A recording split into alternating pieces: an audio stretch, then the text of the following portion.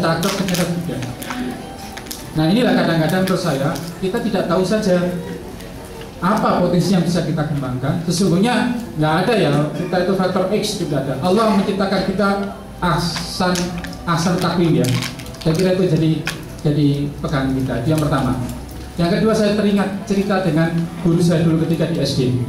Konon ada orang tinggi besar, dia sombong.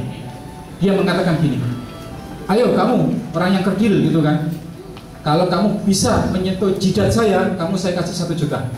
Karena dia merasa sombong, merasa punya segala-galanya, punya ketinggian, punya kelincahan dan sebagainya. Sementara orang yang kerdil itu, dia memang kerdil ya, dari segi fisik kalah dia, tapi otaknya main dia. Lalu dia bilang gini, kamu hanya ngasih 1 juta. Kalau kamu bisa pegang kaki saya, bukan 1 juta, saya kasih 2 juta. Tanpa berpikir panjang, orang tunduk.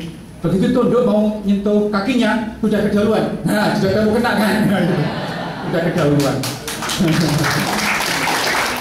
Ternyata ya, bukan semata-mata dari sononya. Cuma yang penting apa yang dari sononya itulah bagaimana kita mengaktualisasikan, kita mengisikan. Itu yang penting. Jadi adik-adik janganlah berpikir gini, kenapa saya dulu diciptakan dari orang miskin. Saya sendiri aja S1 hampir Paris, S1 saya hampir nggak selesai Pak, gara-gara bapak saya tidak bisa bayar SPP. Bapak saya itu buruh tani. Kalau sudah tambaknya itu diambil ikan bandengnya itu, maka bapak saya dapat 10%. Dan bapak saya di tengah-tengah saya semester 5 tidak bisa membiayai saya. Hampir kata ibu saya, jadi kamu nggak usah kuliah saja gitu.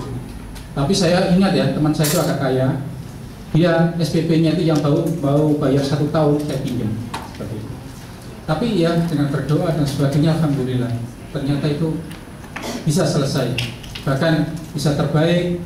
Waktu saya ingat ya, di wisuda saya nggak berpikir panjang ya, di wisuda saya nerima, ibu saya dampingi saya, ibu saya pakai sendal jepit.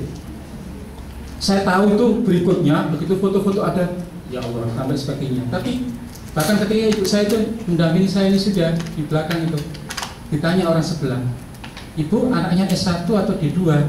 Saya nggak ngerti gitu, kalau misalnya nggak ngerti gitu kan, apa D2 atau S1. Begitu saya dipanggil ke depan, itu loh anak saya, itu loh anak saya gitu. Jadi ini saya ingin cerita ya, bahwa tidak berarti orang yang startnya itu minus kemudian itu tidak bisa mengalahkan segala-galanya. Usaha yang tadi sudah sampaikan oleh Pak Aris begitu banyak itu menjadi bagian daripada ya, karena di Quran kan ahsanu amala ya, alladzi khalaqal mauta. Mauta itu apa?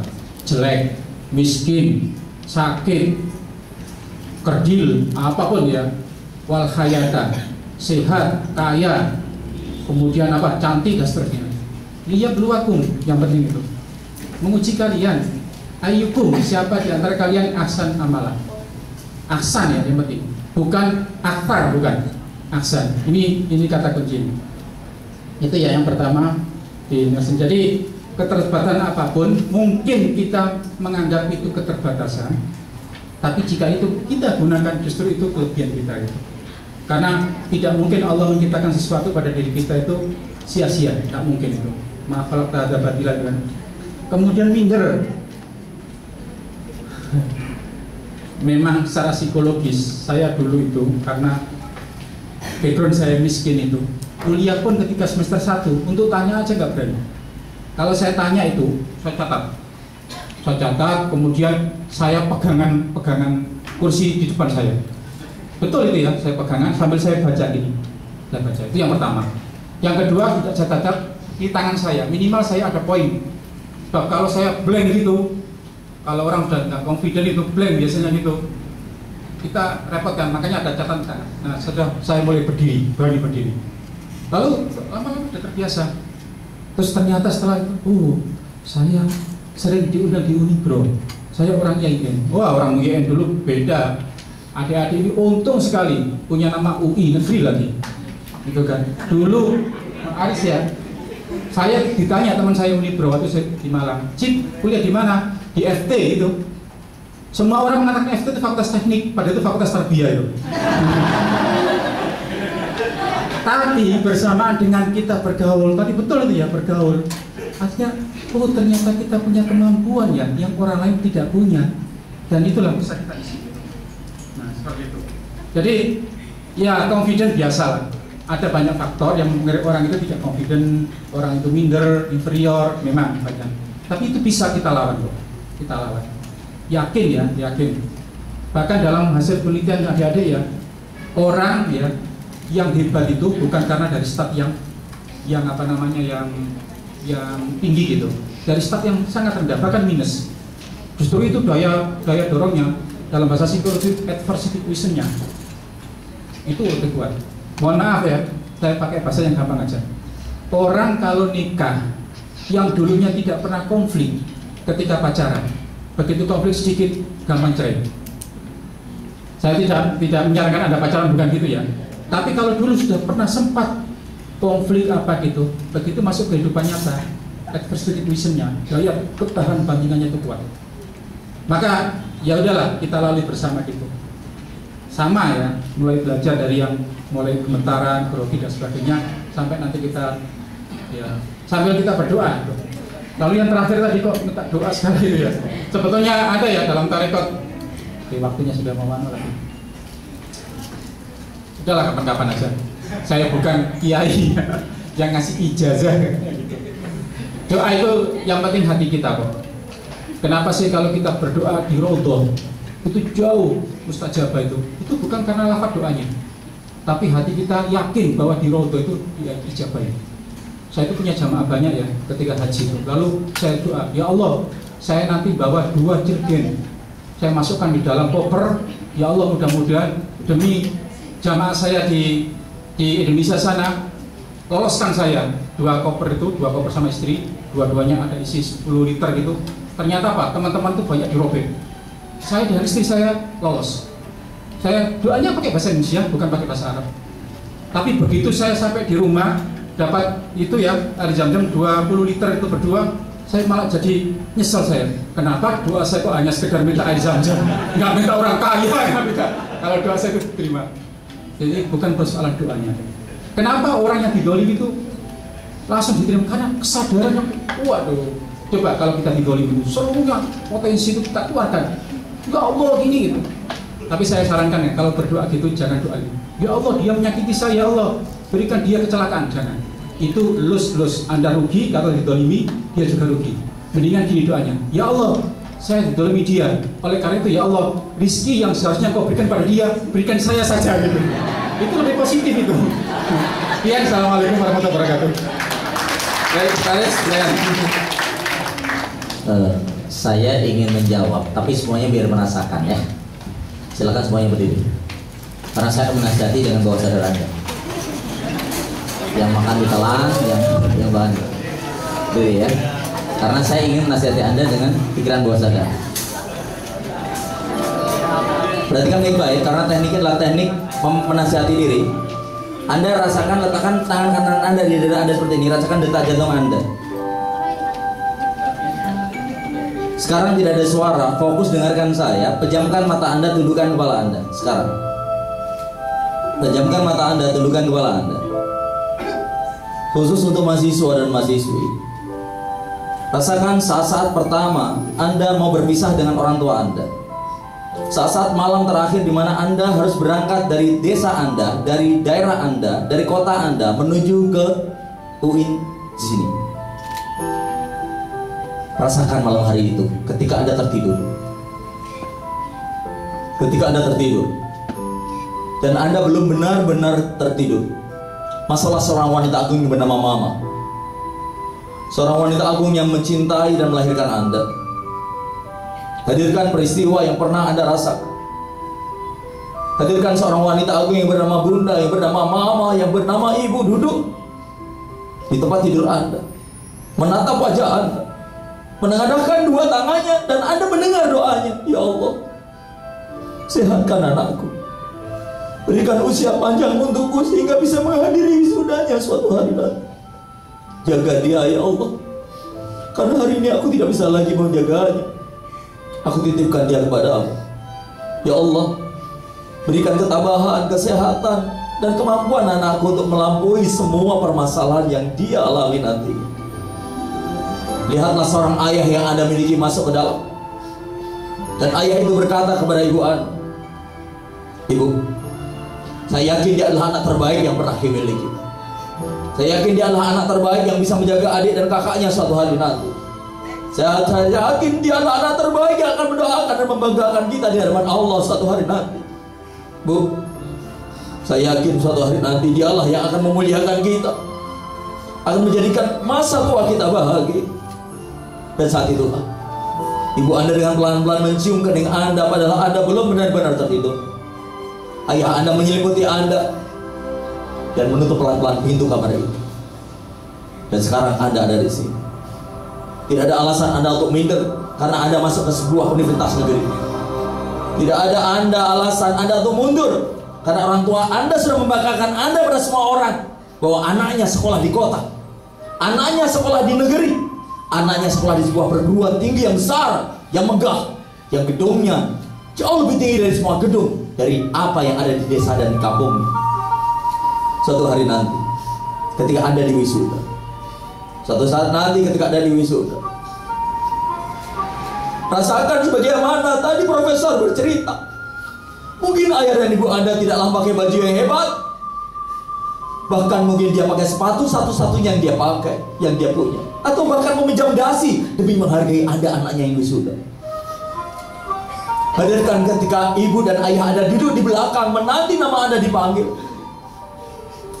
Hadirkan ketika Anda dipanggil nama Anda dan maju ke depan dengan sebutkan nilai predikat Anda. Dan ibu yang Anda cintai menunjuk, "Itu anakku. Itulah anakku yang maju ke depan. Dialah anak yang aku impikan dan aku lahirkan." Dia meneteskan air mata dan mengusap matanya dengan sapu tangan yang dia bawa. Dan dia bangga. Mungkin ayah Anda telah menjual apapun yang dia punya, bahkan berhutang, menggadaikan apa yang dia miliki demi anaknya kehidupannya lebih baik daripada dirinya. Sehingga suatu hari nanti ketika Anda melihat orang tua Anda yang menunda untuk berangkat umrah ataupun haji demi Anda, hajikan mereka. Ajak mereka keliling Ka'bah darimu. Ajak mereka bertalbiyah bersama. Ajak mereka dari Safa dan Marwah bersama dirimu. Tidak ada alasan dirimu untuk mundur.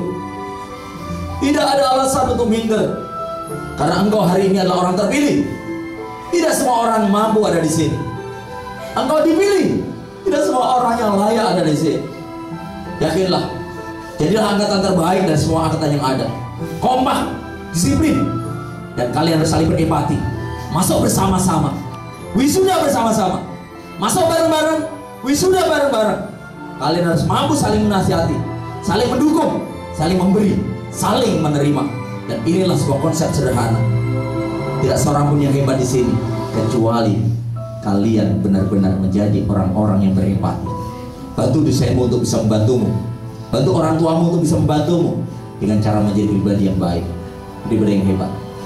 Kalau engkau ingin beda dengan hewan, bedakanlah dengan akhlakmu. Tidak perlu dengan banyak teori. Akhlakmu lah yang membedakan engkau dengan hewan.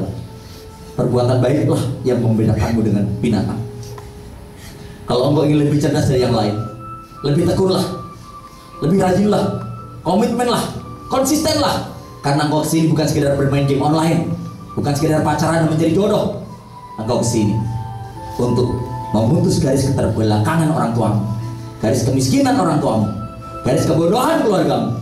Dan jadilah dirimu sebagai pemecah rekor dari keluargamu. Jadilah orang yang baik dengan cara yang benar. Bukalah matamu dan rasakanlah, inilah nasihat saya untukmu. Katakanlah alhamdulillahirabbil alamin. Oke, silahkan tepuk tangan dan kalian semua duduk.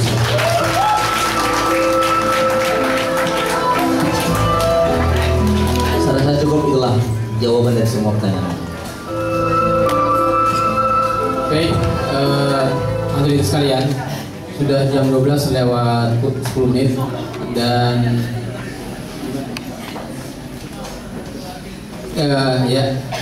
kita cukupkan karena kita dari jam 9 ya, ini cukup luar biasa sekali, berlangsung selama 3 jam dan tidak ada satupun yang beranjak dari kursinya untuk keluar, bahkan bertambah ya peserta yang masuk di sini. Mudah-mudahan ini merupakan pertemuan yang sangat bermanfaat bagi kita. Dan kami ucapkan terima kasih kepada narasumber Profesor Abdul Mujib, MA, MSI, dan Bapak Haji Aris Ahmad Jaya, DPI MM, yang telah berkenan hadir di sini, memberikan motivasi, memberikan pencerahan, dan membangkitkan potensi khususnya di kalangan mahasiswa kami. Bapak-Ibu sekalian, sebagai akhir dari sesi ini, mari kita beri aplaus untuk para narasumber.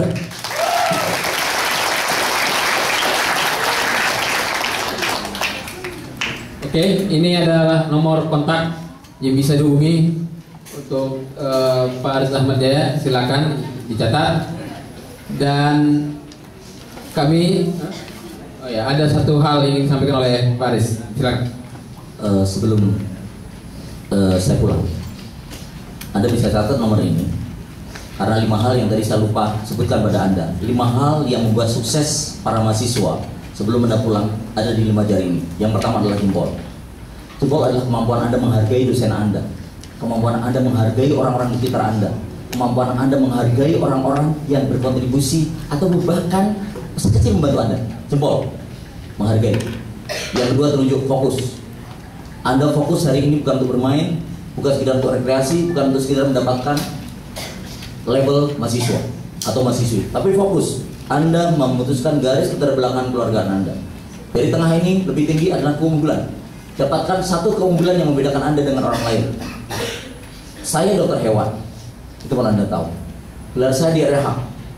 Namun saya mempelajari satu hal yang tidak dipelajari teman-teman saya, dan itulah yang membuat saya punya peluang lebih. Apa keunggulan Anda? Yang ketiga, yang keempat, jari manis adalah jaringan, teman, sahabat, silaturahim. Jangan sampai Anda dengan dekan saja nggak kenal, dengan dosen Anda nggak tahu, sapa mereka, minta doa pada mereka. Mereka pun manusia biasa, bukan malaikat. Mereka bisa ditemui, dan semakin Anda bisa mensupport kemudahan bersama dengan mereka, maka kalian atau Anda lebih mudah untuk lebih baik. Dan yang terakhir adalah kelingking. Jangan pernah meremehkan hal yang kecil. Hari ini teman Anda yang beralasan tidak hadir karena hal sepele, kepala pusing, perut mules, dia akan menyesal. Karena belum tentu hari ini Anda dapatkan 5 tahun ke depan. Belum tentu. Karena momentum itu terjadi karena kita mau, bukan karena mampu saja. Insya Allah nanti kalau teman-teman mau mendapatkan buku, ada buku saya di luar, buku 30 hari mencari jati diri, mungkin tidak banyak. Itu ada film-film yang tadi saya tampilkan, sekaligus ada bukunya. Untuk mahasiswa harganya 50.000 termasuk CD. Mungkin ada di luar tapi nggak usah berebutan. Mudah-mudahan cukup. Terima kasih. Mungkin ada dari Profesor untuk pesan mereka sebelum itu. Cukup. Baik, hadirin sekalian, sebelum saya serahkan kepada panitia, mari kita akhiri sesi ini membaca hamdalah. Alhamdulillahirrahmanirrahim. Terima kasih kepada Prof. Abdul Mujib dan Pak Aris Ahmad Jaya. Sekali lagi kita semangat kembali setelah mengikuti kegiatan ini, bahwa kita adalah orang-orang yang bisa untuk berbuat yang terbaik. Demikian dari saya. Mohon maaf atas segala kekurangan dan terima kasih kepada perhatian. Wassalamualaikum warahmatullahi wabarakatuh.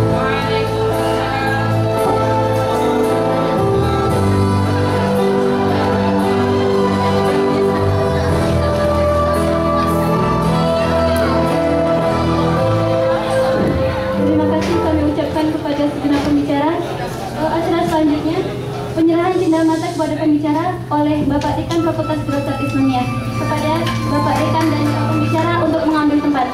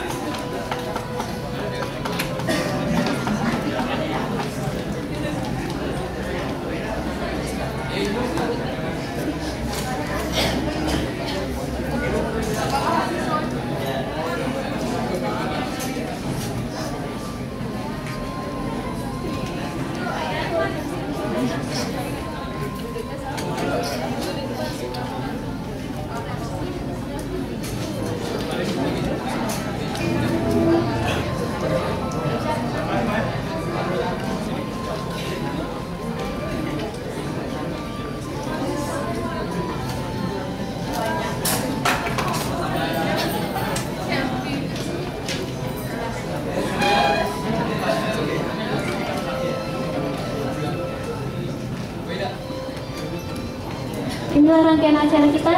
Saya selaku Master of Ceremony memohon mengucapkan terima kasih dan memohon maaf apabila terdapat kesalahan. Marilah kita tutup acara kita dengan membacakan hamdalah. Alhamdulillahirabbil alamin. Belajar.